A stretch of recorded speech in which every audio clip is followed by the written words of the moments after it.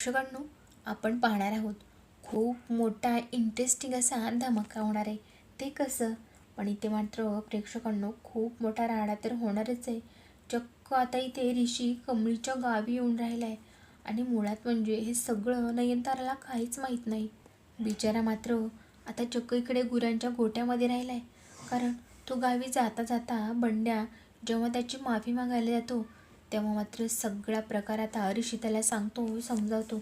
अरे बंड्या, काही जरी झालं ना तरी कमळीला घेतल्याशिवाय मी नाही जाऊ शकत रे. काही जरी झालं तरी तिला घेऊन जाणारच आहे मी.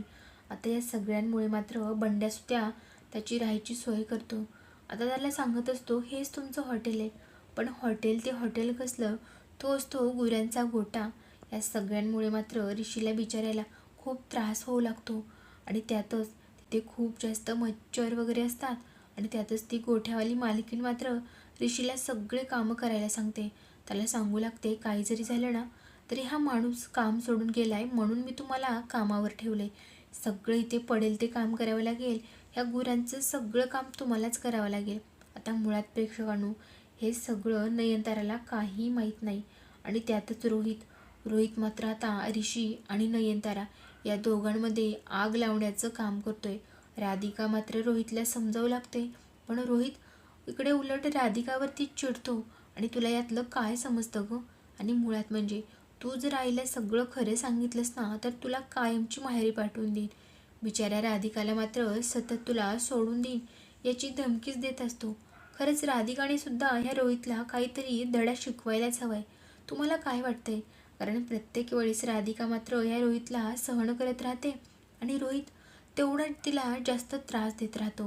आता या सगळ्यांमुळे राधिका मात्र शांत बसली. खरंच आईला जेव्हा समजेल ना की ऋषी कमळीच्या गावी गेलाय तेव्हा आईला किती त्रास होईल आणि त्या किती रागवतील. त्यापेक्षा रोहितने आत्ता सांगितलं तर किती काहीतरी मार्ग तरी निघेल किंवा आईचा राग थोडा शांत होईल ना. असं का वागतोय रोहित, काही समजत नाही.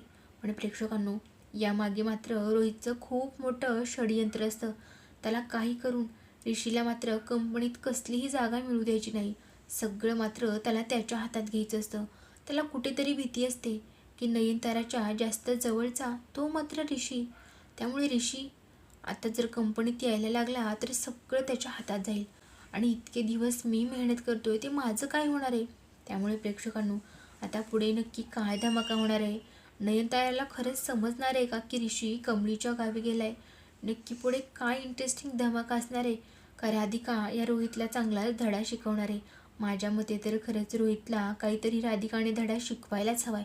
तुम्हीही माझ्या मताशी सहमत असाल ना तर नक्कीच चॅनलला सबस्क्राईब करून आणि व्हिडिओला लाईक करून तुमचं मत कळवा. आता प्रेक्षकांनो, पुढे सगळं काय होणार आहे ते आपण पुढे पाहणारच आहोत. मुळात म्हणजे कमळी आता परत मुंबईला जायला नकार देत असते. बिचारा ऋषी, तो मात्र तिला समजावून सांगून थकलाय. तिने स्पष्ट नकार दिलाय, काही जरी झालं तरी मी मात्र परत येणार नाही. मग तुम्हाला काय करायचे ते करा. त्यावर मात्र ऋषीसुद्धा म्हणत असतो, कमळी अगं किती हट्टाला पेटलीस. आणि मुळात म्हणजे तुझ्याच आबांचं स्वप्न होतं ना, ते तू असं सोडून देणार आहेस का? त्यातच इकडे ऋषी, कमळी, पंड्या आणि निंगी या सगळ्यांना मात्र सर्व एकत्र पाहते आणि तिला तर धक्काच बसतो. आता काय करायचं?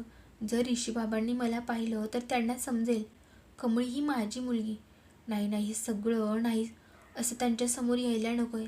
त्यामुळे सरू मात्र ठरवते, काही करून ना ऋषीबाबाला इथून बाहेर पाठवायलाच पाहिजे. त्यांना मुंबईला पाठवायलाच पाहिजे. आणि मुळात म्हणजे नयनतारा मॅडम, त्यांचं काय? त्यांना तर हे अजिबात माहीत नाही. आणि मुळात म्हणजे कमळीचं त्या किती राग करतात. आणि जर त्यांना समजलं की ते कमळीच्या गावी गेलेत तर मात्र त्या दोघांमध्ये काहीतरी अडचण निर्माण होतील, गैरसमज होतील. हे सगळं नको आहे मला. या सगळ्यांमुळे चक्क सरू मात्र आता बंड्याला सांगते, बंड्या काही कर पण ऋषी सरांना इथून घालवून दे रे, त्यांना मुंबईला पाठवून दे. कमळीचं काय करायचं ना ते बघू आपण नंतर. आता या सगळ्यांमुळे मात्र बंड्या म्हणत असतो, अगं काकी काय होते? अगं राहू दे ना, ते आपली मदत करायला झालेत. आणि मुळात म्हणजे ते कमळीला सोबत घेऊनच जाणार आहेत. पण आता इथे बंड्याला मात्र सरू सगळी हकीकत सांगते. त्या बंड्या कुठे तयार होतो. पण बंड्याला मात्र आता वेगळंच काहीतरी वेड लागले. बंड्याला मात्र ज्यावेळेस ऋषी भेटतो तेव्हा वेगळंच काहीतरी त्याच्या डोक्यात भरवतो आणि त्याच गावात कुठेतरी दुसरीकडे राहण्याची सोय करायची असं सांगतो. आता त्यामुळे प्रेक्षकांनो, इकडे ऋषी तर गावातच राहणार आहे, त्यात इकडे सरूला माहीतसुद्धा नाही. पण अचानक सरू आणि इकडे ऋषी या दोघांची भेटसुद्धा होणार आहे. आणि खरंच प्रेक्षकांनो, इथेच मालिकेमध्ये खूपच अनपेक्षित असं वळण आपल्याला पाहायला भेटणार आहे. दुसरीकडे मात्र नयनतारा ऋषी कुठे गेला असेल, काय असेल, त्याचा फोनही लागत नाही, त्यामुळे खूप काळजीत असते. तर रोहित मात्र काहीतरी वेडवाकडं सांगून तिला गप्प करत असतो. अगं तू फॉरेन ट्रिपला गेला असेल, त्याने सांगितलं होतं.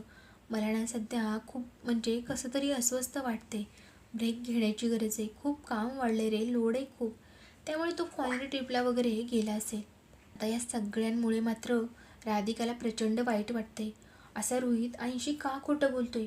आणि मुळात म्हणजे ऋषीने सांगितलंय ना की आईंना जे आहे ते सांगून टाक, मी कमळीच्या गावी गेलोय असं सांग, आणि त्याचं खोटं बोलायला मला नाही जमणार आहे. पण हा रोहित असं का सांगतो आईंना? त्यावेळेस मात्र नयनतारा म्हणत असते, अरे जाऊ दे, मीच त्याला कॉल करते. पण इथेही रोहित तिला थांबवतो आणि म्हणत असतो, नाही नाही आई, अगं मी करतो ना ऋषीला फोन, आणि तू कशाला, आताच किती दगदग झाली ना, निवांत तू आराम कर, मी काय म्हणायचं ते म्हणेल त्याला आणि नंतर तुला कळवेलच ना. आता नयनतारासुद्धा त्याच्यावरती डोळे झाकून विश्वास ठेवते. आता कितीही झालं तरी शेवटी मुलगाच आहे आणि मुलावर तर विश्वास ठेवणारच ना.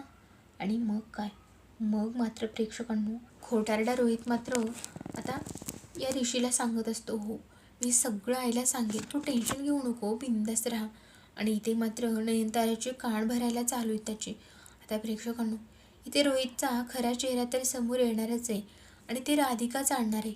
पण दुसरीकडे मात्र आता आजी, त्यांनाही खूप विचार यायला लागतात.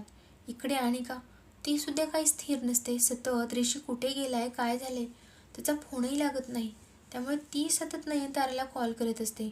नयनतारा आता प्रचंड चिडली. अगं तुला मी सांगितलं ना, तो कुठेतरी बाहेर गेलाय आणि माझं आणि त्याचं, आमच्या दोघांचं सुद्धा बोलणं झालेलं नाही, त्यामुळे तू मला परत परत कॉल करू नकोस. आता यामुळे बिचारी अनिका खूपच अस्वस्थ झाली.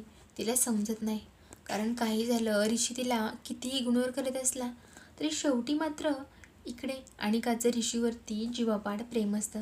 त्यामुळे सतत तिला ऋषी डोळ्यासमोर हवा असता सतत त्याला कॉन्टॅक्ट करायचा असतो. पण इकडे ऋषीकडून मात्र काही रिस्पॉन्स नसतो, कारण ऋषीचं प्रेम मात्र कमळीवरती, त्याला काही करून कमळीचे सगळे स्वप्न पूर्ण करायचेत. आणि त्यातच आता कमळी एकटी पडली, तिच्या आबा गेलेत म्हणून तिला एवढं दुःख झाले, चक्क तिने ऋषीला मिठी मारून खूप जास्त रडलेली असते. हे सगळं ऋषीला आठवत असतं. पण आता इथे मात्र पुढे चक्क प्रेक्षकांनो, हे सगळे धागेदोरे अन्नपूर्णा आजींच्या लक्षात येणार आहेत. नक्कीच काहीतरी गडबड आहे म्हणून त्या मात्र सगळ्यांच्या मुळाशी जायचं ठरवणार आहेत. आणि त्याच वेळेस सरू आणि कमळी या दोघींचा सुद्धा शोध लागणार आहे. आणि राजनची मुलगी आणि बायको दोघीसुद्धा जिवंत आहेत हे सुद्धा तिच्या समोर येणार आहे. आता त्यातच प्रेक्षकांनो, त्याचमुळे कमळीची परत एकदा मुंबईला रवानगी झाली. कारण इथे ज्यावेळेस अन्नपूर्णा आजींना समजलेलं असतं की कमळी हीच माझी मोठी नात आहे, त्यावेळेस मात्र खूपच मालिकेमध्ये एक अनपेक्षित असा टर्न आणि ट्विस्ट आपल्याला पाहायला भेटणार आहे. खरंच तुम्हाला हेच हवं आहे ना? खरंच माझ्या मते तर ना, कमळी लवकरात लवकर आता अन्नपूर्णा आजींच्या घरी एंट्री व्हायला हवी, कारण ती म्हणजे मोठी नात म्हणून दणक्यात तिचं स्वागत व्हायला हवं आहे. आणि त्याचबरोबर सरूचं सुद्धा. आणि ते कामिनी, रागिणी आणि हे अनिका या तिघींनासुद्धा चांगलंच वठणीवर आणायला पाहिजे. आता इथे मात्र ऋषीची तर थोडे दिवस खूपच वाईट अवस्था होणार आहे, कारण त्याला चक्क गोट्यात राहून सगळी कामं करावी लागणार आहेत. आता त्यामुळे ज्यावेळेस हे सगळं नयनताराला समजेल, त्यावेळेस नयनताराचा काय मोठा त्रागा असणार आहे. आणि दुसरीकडे मात्र जेव्हा अन्नपूर्णा आजींना आता कमळीचं खरं सत्य समजणार आहे, त्यावेळेस अन्नपूर्णा आजी काय मोठा निर्णय घेणार आहेत हे सगळं आपण पुढे जाणून घेणार आहोत. त्यासाठी चॅनलशी कनेक्ट राहा आणि सबस्क्राईब करायला मात्र अजिबात विसरू नका.